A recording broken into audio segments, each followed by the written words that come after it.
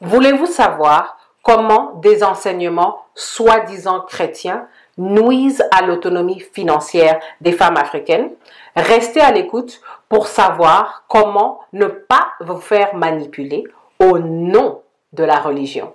Bonjour, c'est Finançoyer avec Anania. Ne ratez pas nos conseils de finances personnelles, abonnez-vous. Le problème du jour est qu'il y a beaucoup de cercles religieux qui enseignent la soumission de la femme africaine. Mais certains de ces cercles, en fait, cherchent à s'accaparer des ressources financières des femmes africaines.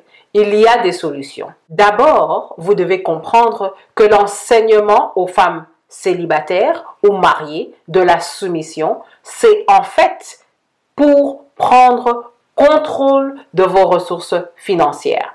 Et beaucoup de femmes africaines, que ce soit en Afrique ou en Occident, vous devez arrêter d'être naïves et vous retirer de ces cercles religieux.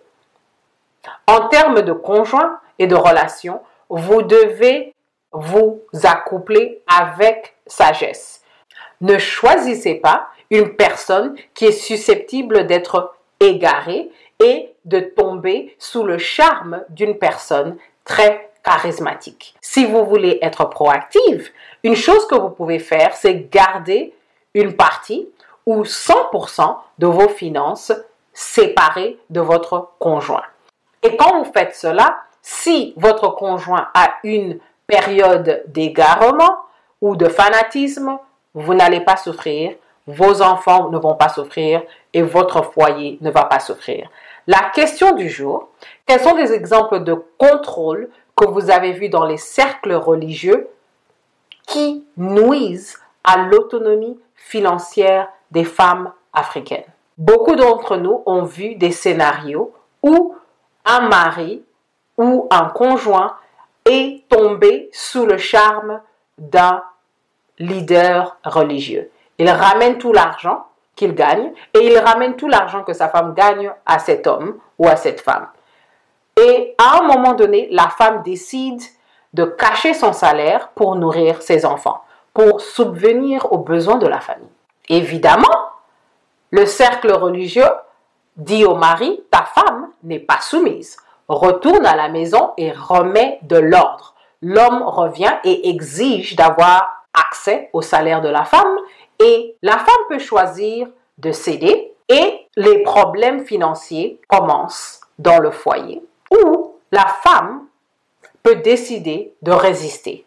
Et cela n'est pas non plus une solution parce que ça peut terminer par les disputes qui ne vont pas s'arrêter, le foyer va devenir instable et même ça peut terminer par le divorce. Donc, faites très attention aux cercles religieux dans nos communautés africaines.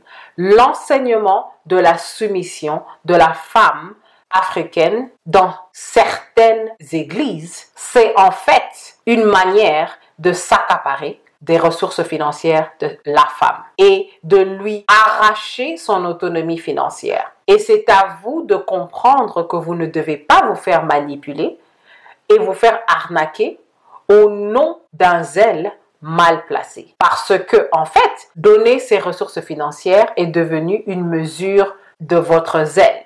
Et si vous n'avez pas le discernement, vous allez vous faire dépouiller, littéralement. Et tout cela va nuire à votre foyer, peut nuire à votre conjoint, peut nuire à vos enfants et même à votre santé financière. Merci de votre écoute à cette édition de Finançoyer et à la prochaine.